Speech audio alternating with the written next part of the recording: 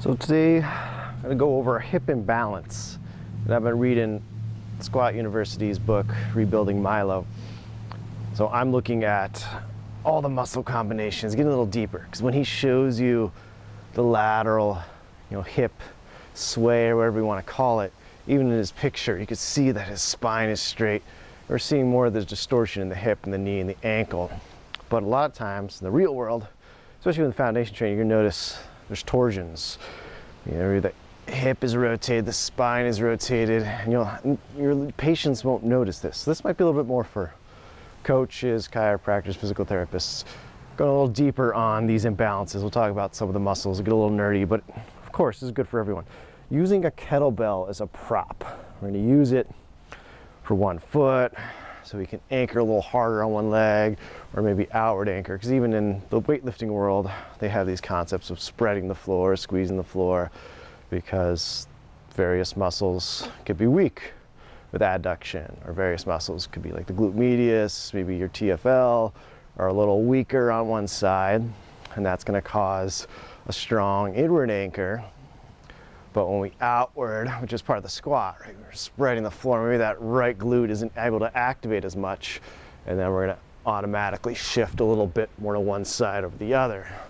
So giving that person that cue lets them know, not just spreading the floor equally, but press a little bit harder, focus on that right hip, and then you'll notice, okay, I'm hitting that stiffness there, feeling that engagement on the right, and then they're going to keep reminding themselves to do that. Because even like with a band, we're not going to always get that good engagement. Because maybe both sides are weak. Maybe both inward anchor adductors are weak. We have that combination. Then we have it layered with an imbalance as well. And it's usually both those things working. It's like pelvic tilt. So everyone's talking about, oh, it's posterior, it's anterior. Then your chiropractor comes along, it's like, yeah, well, the right's a little more anterior, superior. The left is a little more posterior. But generally, there's this sway as well. So it's just these layers of the onion, and we're working on all of them at the same time. That's kind of what we're realizing, and that's what Rebuilding Milo reminds us of, is we've got to work on everything together. Someone's like, well, what do you got for the neck? This fixes your neck. We got to fix the foundation to fix the neck. It's a tenet and principle of chiropractic, as well as foundation training, and even the awareness in the weight training world is starting to come there, where the neck is, oh yeah, it's part of your spine. You need to really think of that strong engagement. That's something that foundation training is really pioneering. Adding that to your lifts, your kettlebell training, your Olympic weightlifting really helps the hip engagement, right? You pretend like you got that bucket of water on your head, all of a sudden, this is engaging more when I drive my head up. I'm gonna have a stronger deadlift versus the spine is compressing and relaxing. It's like, okay, that looks like a good hip hinge, but what is your spine doing? You're getting that camel hump, or the neck's going into a lot of extension. So I'm getting into the weeds there. Let's just do a little drill. So I'll show my imbalance. My right hip struggles to internally rotate. There's a combination of muscles there. Tighter QL, tighter piriformis. The quad itself is a little tighter. Even looking at the obturator muscles now, we got internus, externus. Externus is our adduction, which is a little backwards, right? We think obturator internus is going to internally rotate. No, obturator internus is an abductor. So it's the externus that's going to be a little stronger on this right side if I'm having trouble with the shift to the left, right? Stronger abductors on the left, stronger adductors on the right, all resulting in this pelvis going one way, and that just doesn't happen without torsion up the spine. So my lat is going to be tighter on the left. You're going to see the shifting of the rib cage elevated. If I'm rolling into, I'll really exaggerate it here. When I'm reaching, you'll notice, okay, that left lat is a little tighter. My hips have shifted a little bit to the left. There's this rotation, QL's tighter to the rib cage. This lat is stiffer. That's going to create imbalances in your upper traps and everything. We can go really into the deep end and pinpoint every muscle, but a lot of the fix starts at the hip and with the anchor. So a simple fix would be Okay, if I have a weak adductors on the left, and you might have to play with a few things, but I put the kettlebell here for inward anchor, and I'm just thinking about pulling a little harder with that left. So when I hinge now, I can feel that a little bit better, and that should remove some of that torsion, just that little cue. I'm not trying to pull the bell with my whole body. A lot of people try to do this. Tell them to just think about the hip. The hip is pulling a little bit more. Rotating, squeezing, getting those adductors to fire a little bit more. That's gonna calm this glute medius down. Let those adductors work a little bit more. Breathing, hinging. And now, outward anchor. We'll switch it to the other side. Now, I'm going to be spreading the floor just a little harder with the right. Pushing a little bit more. Getting this glute medius to fire. Similar correction. Which one feels harder? That's what you want to go for. For me, that was tougher. So maybe I want to focus more on, not just in general more outward anchoring, but working on that heel drive. Get that heel lined up with that kettlebell. Push it into that kettlebell. Spreading that kettlebell. Forcing a little more internal rotation, a little flexion. Think fadir, it's your flexion. Internal rotation. It's already got strong adduction, which is the other part of fadir. So I'm trying to shut those adductors off as well. So different hips might feel impinged when we bring them up into flexion. It's not always going to be the one that struggles with internal rotation. Even just working on maybe 2 kettlebells, you're pressing out, having a kettlebell here just squeeze. Sometimes you'll notice which is weaker, which shakes a little bit more. Just having that little bit of feedback. Get it right on your medial arches. I think kind of just your standing decompression.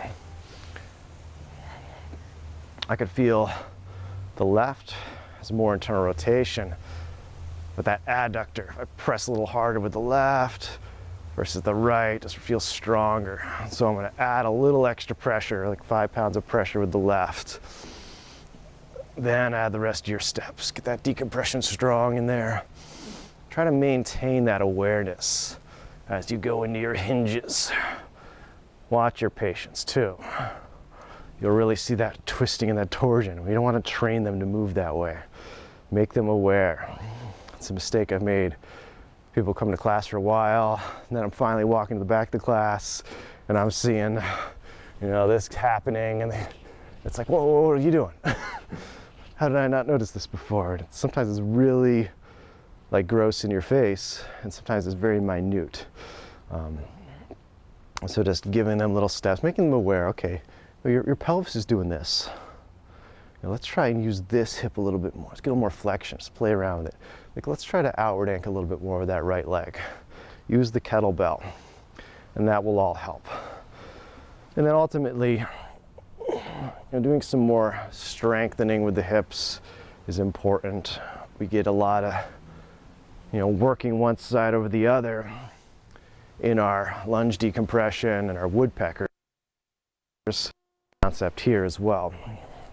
You might notice different things. But let's just keep going with that adductor abduction imbalance.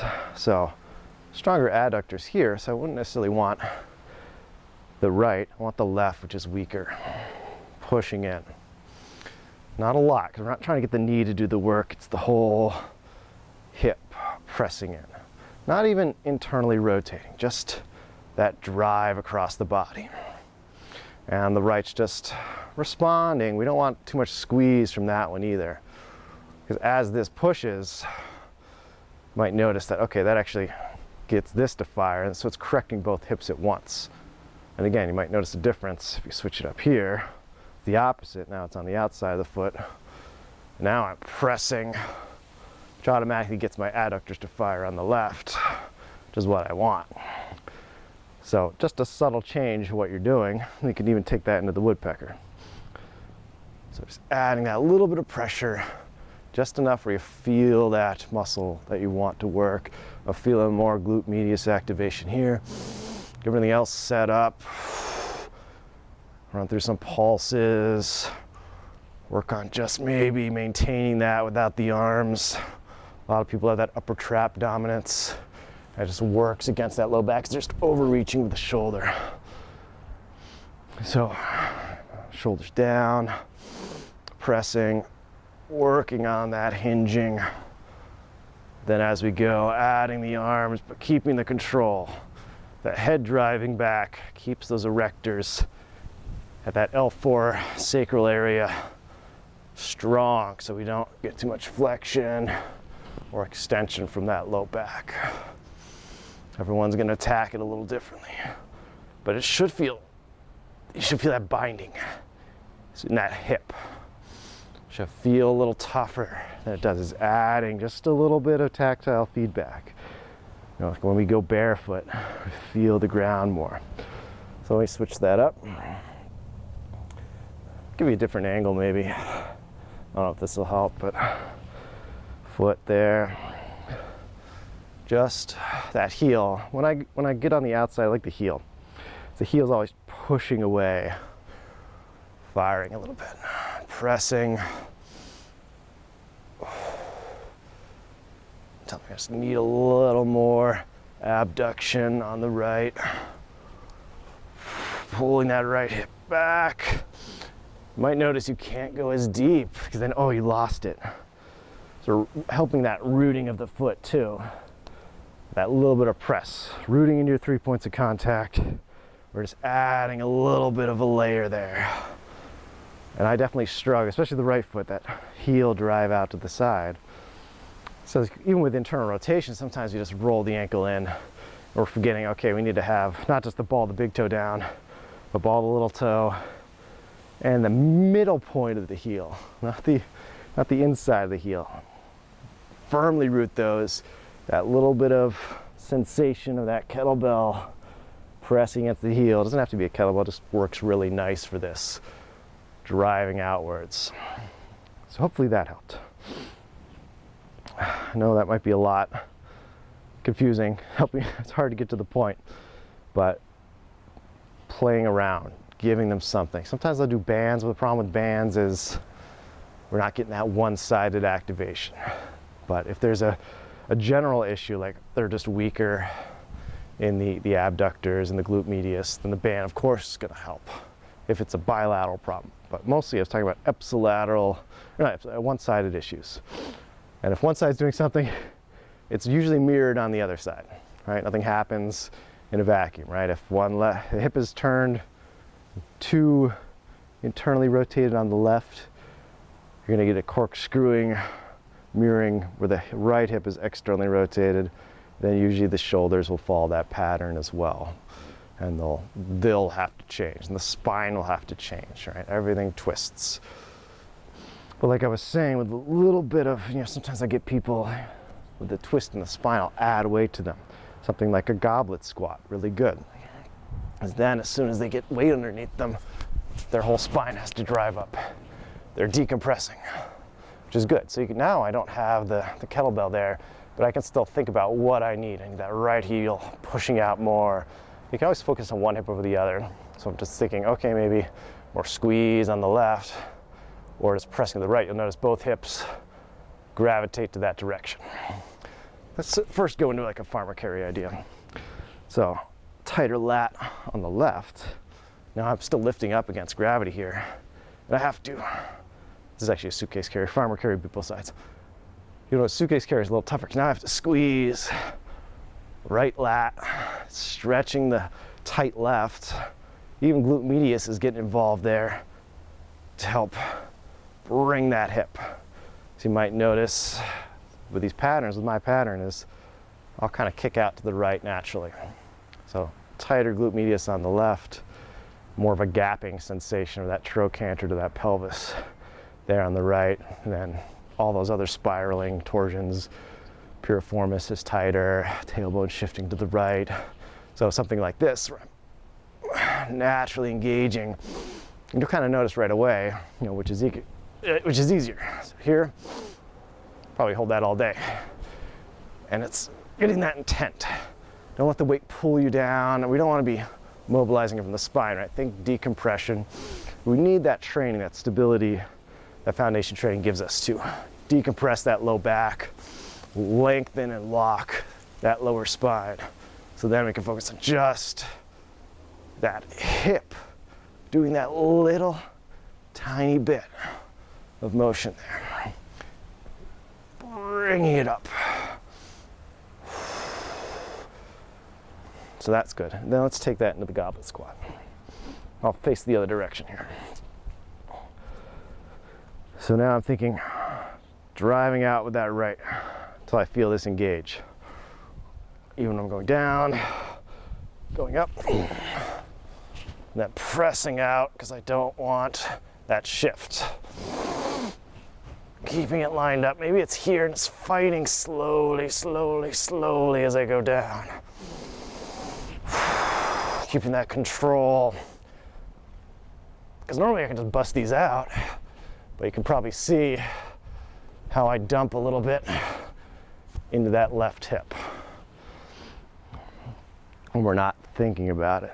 So getting a few controlled ones before we just go crazy helps. That's why foundation training is a great warm-up before your strength training. Correct the imbalances. So even if you're noticing in a session, well, that side was a lot easier, because when they're doing the video, they have to do both sides. Do an extra set on the weak side, or just be really intentional once you're aware of what your weak side is. Give more intention, not just intensity, more intention. And then on the opposite side, just lighter. Focus on other aspects. You don't want as much strengthening on that side. Eventually you'll get a balance, but then applying those things. So besides the goblet squat, just kind of combining the two worlds here of kettlebells, we can load one side. So if I load the left, now even if I don't know anything about my hips, I'm not going to think about them at all. And I'm just thinking about racking this on the left. I do a squat. Just naturally, that kettlebell pulls me off to the left side more. So knowing that maybe that's easier, and I do have a lot of ankle restriction on the right, which limits, because that knee over toe doesn't want to happen as much, so that it affects the hip. So I can do more on the right. See, that kind of pulls me a little bit over the right hip. This is only 45 pounds. Get a little heavier. Well, notice more. And then we can really do like a squat thruster motion. Just makes me drive out of that bottom position, but also slowly and controlling, going down into the bottom of the squat. Not going super deep either. I don't want that too much flexion at that spine. I want to inhale, lengthen, lock that low back, get that tremor. Almost easier going up, right?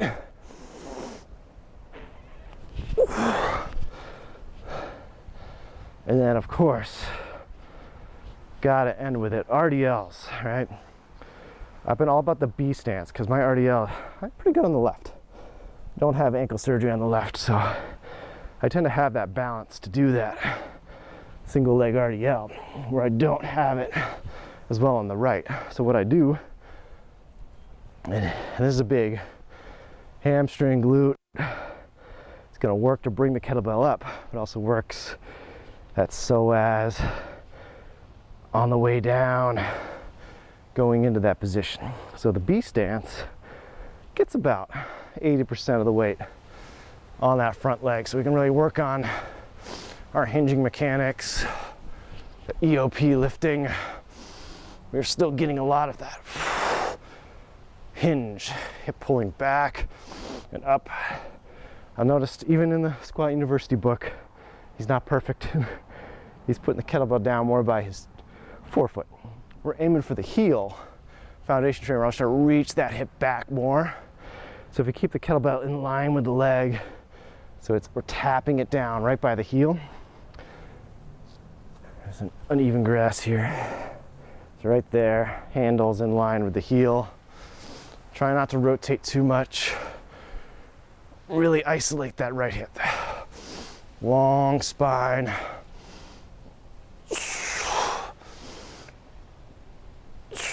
Little tiny rotation at the bottom is okay. We just don't want it happening at the top. Let that hip go as far as you can, just like in the woodpecker, right? When do we add the rotation? Last. And then you'll notice that little bit, oh, that's stretching that piriformis. Oh yeah, root into the foot, hard. Maybe think about, okay, those other things like the heels driving out. I like to fill up on the way down, breathe in,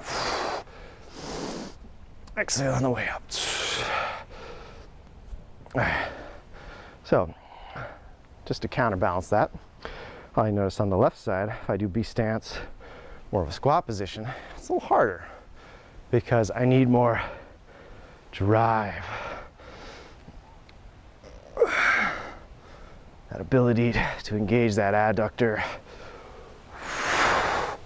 is a little tougher. So we can do here, or be more explosive.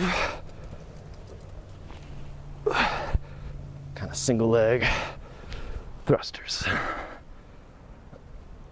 Really letting that hip control us, but drive us a little deeper than we're used to.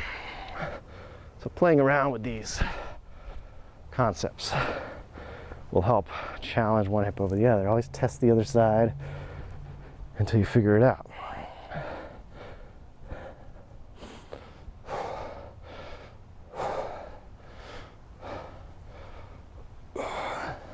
And sometimes if you got surgery like me, it's kind of hard to tell. Everything's just going to feel weaker on that one side or more restricted. So just really pay attention if you got something like that going on.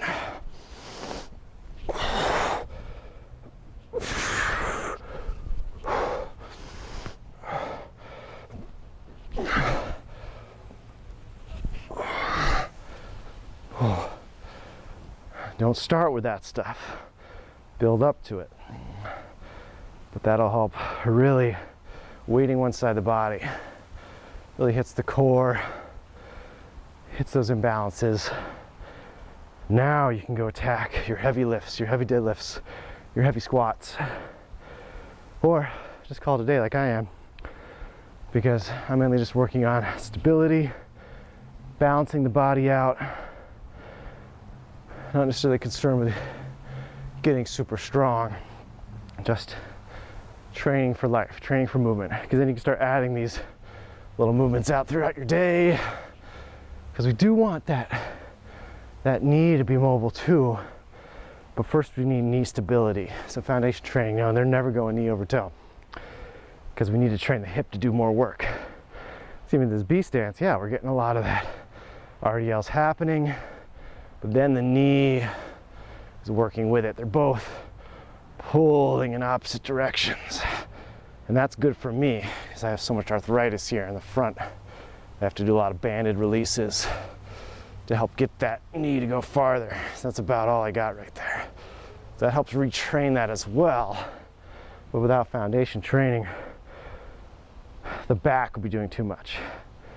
The lack of hip flexion and internal result in the pelvis and the spine doing the bulk of that movement, right? You can see how I really tucked versus stabilizing that with the breath.